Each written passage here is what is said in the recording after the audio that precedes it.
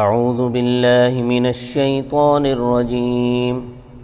بسم اللہ الرحمن الرحیم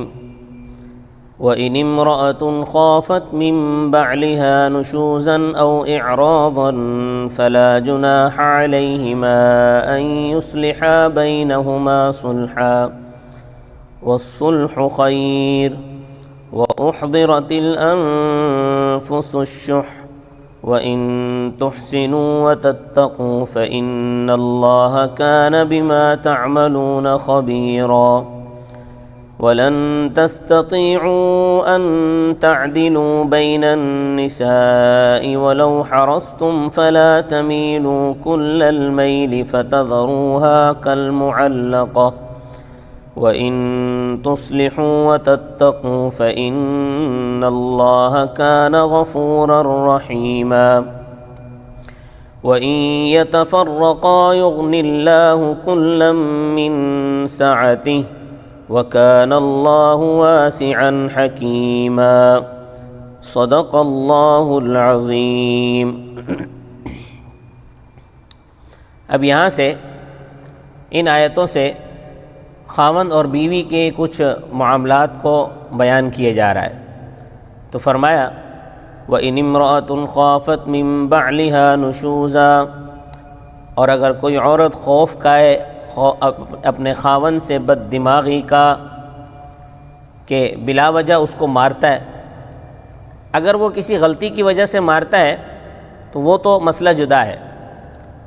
اور عموماً یہ عورتوں کی عادت ہے کہ نہ اپنی غلطی بتاتی ہیں اور نہ مانتی ہیں۔ البتہ یہ ضرور بتائیں گی کہ مجھے مار پڑی ہے، لیکن اپنی غلطی نہیں بتائیں گی، اور اگر کوئی غلطی کی نشاندہی بھی کرے تو اپنی غلطی مانتی نہیں ہے۔ تو یہ بتائیں گی کہ مجھے مار پڑی ہے، مگر یہ نہیں بتائیں گی کیوں پڑی ہے اور کس وجہ سے پڑی ہے۔ خاوند کسی وجہ سے ہی مارتا ہے، بشرطے کہ خاوند پاگل نہ ہو۔ اگر بلا وجہ مارتا ہے اور بد دماغی سے مارتا ہے، یعنی بد دماغی سے کام لیتا ہے، او اعراضاً، یا خوف و اعراض کرنے کا، یعنی بیوی کی طرف وہ توجہ نہیں دیتا، فلا جناح علیہما، تو کوئی حرج نہیں ہے ان دونوں پر، ان یصلحا بینہما صلحا، یہ کہ صلح کر لیں، آپس میں صلح کرنا، کہ عورت اپنا کوئی حق چھوڑ دے تاکہ جدائی کی نوبت نہ آئے۔ حکماء فرماتے ہیں کہ بنسبت مردوں کے عورتوں میں ضد زیادہ ہوتی ہے۔ عورت اگر ضد پر اتر آئے کہ میں فلاں چیز ضرور لوں گی تو ظاہر بات ہے اس سے خرابی پیدا ہوگی، تو اس لیے فرمایا کہ صلح کر لیں، کچھ حق چھوڑ دیں اور کچھ حق چھڑا لیں، اور بدمزگی پیدا نہ کریں۔ والصلح خیر، اور صلح ہی بہتر ہے۔ وَأُحْضِرَتِ الْأَنفُسُ الشُّحَّ، اور حاضر کیا گیا جانوں کو بخل پر، یعنی انسان کا جو نفس ہے نا، یہ بخل میں پیدا کیا گیا ہے۔ عورت کہے گی کہ میں نے تو اپنا حق نہیں چھوڑنا، مرد کہے گا کہ میں نے بھی اپنا حق نہیں چھوڑنا، اور اگر دونوں ہی اپنی بات پر اڑے رہے تو پھر بدمزگی پیدا ہوگی، کیونکہ یہ کوئی بھیڑ بکری کا مسئلہ تو ہے نہیں کہ آج اس منڈی کل اس منڈی،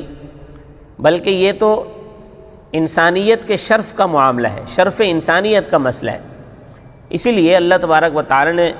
دوسرے مقام پر ارشاد فرمایا وَإِنْ خِفْتُمْ شِقَاقَ بَيْنِهِمَا فَابْعَثُوا حَكَمًا مِّنْ أَهْلِهِ وَحَكَمًا مِّنْ أَهْلِهَا، کہ اگر تم کو معلوم ہو کہ میاں اور بیوی میں انبن ہے تو ایک منصف مرد کے خاندان سے اور ایک منصف عورت کے خاندان سے مقرر کرو، کہ اگر آپس میں جھگڑا پیدا ہو جائے تو درمیان میں ثالث ڈال کر مسئلے کو نمٹا دو۔ جس کے اندر غلطی ہو ثالث اس کو بتائیں کہ تیرے اندر یہ غلطی ہے، اور وہ غلطی تسلیم کرے۔ لیکن آج کل اپنی غلطی تسلیم کون کرتا ہے؟ کوئی اپنی غلطی تسلیم کرنے کے لیے تیار ہی نہیں ہے، یہاں تک کہ پاگل بھی اپنے آپ کو پاگل ماننے کو تیار نہیں ہے۔ حالانکہ غلطی کو تسلیم کر لینا یہ بہت بڑی بات ہے، اس سے یہ فائدہ ہوتا ہے کہ اصلاح کی صورت نکل آتی ہے۔ وَإِن تُحْسِنُوا اور اگر تم نیکی کرو گے وَتَتَّقُوا اور رب تعالیٰ سے ڈرتے رہو گے فَإِنَّ اللَّهَ كَانَ بِمَا تَعْمَلُونَ خَبِيرًا تو بے شک اللہ تعالیٰ جو تم عمل کرتے ہو ان سے خبردار ہے۔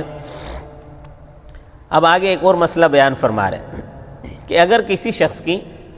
ایک سے زیادہ بیویاں ہوں، کیونکہ 4 تک بیویاں رکھنے کی اجازت ہے مگر انصاف کی شرط کے ساتھ، جیسا کہ آپ چوتھے پارے میں سن چکے ہیں کہ فَإِنْ خِفْتُمْ أَلَّا تَعْدِلُوا فَوَاحِدَةً، اور یہ کہ تم انصاف کرو، اگر کوئی انصاف نہیں کر سکتا تو اس کو پھر دوسری شادی کی اجازت نہیں ہے۔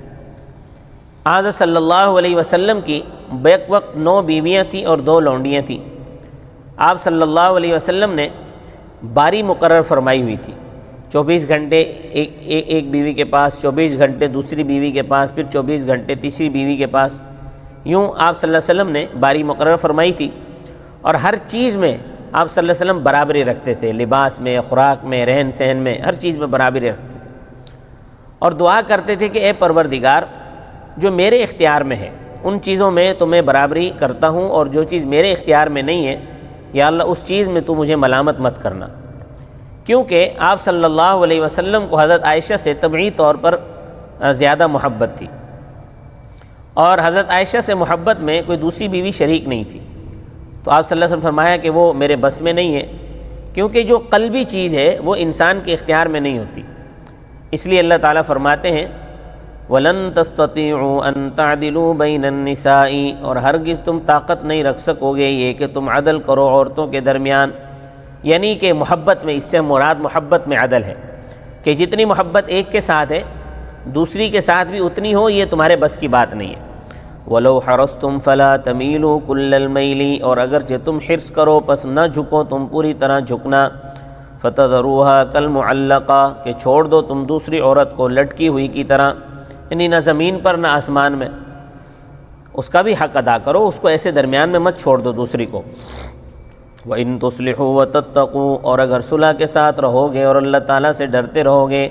فَإِنَّ اللَّهَ كَانَ غَفُورًا رَحِيمًا تو بے شک اللہ تعالیٰ بخشنے والا ہے، مہربان ہے، یعنی جو غلطیاں سرزد ہو گئی ہیں اللہ ان کو معاف فرما دے گا۔ لیکن اگر نباہ کی کوئی صورت نہیں ہے، مطلب جھگڑا اتنا بڑھ گیا ہے کہ اب نباہ کی کوئی صورت نہیں نکل سکتی، خاندان کی طرف سے بھی جو منصفین تھے وہ بھی اپنا زور لگا چکے، وہ بھی اپنی کوششیں کر چکے، خاندان کے لوگ بھی کوششیں کر چکے،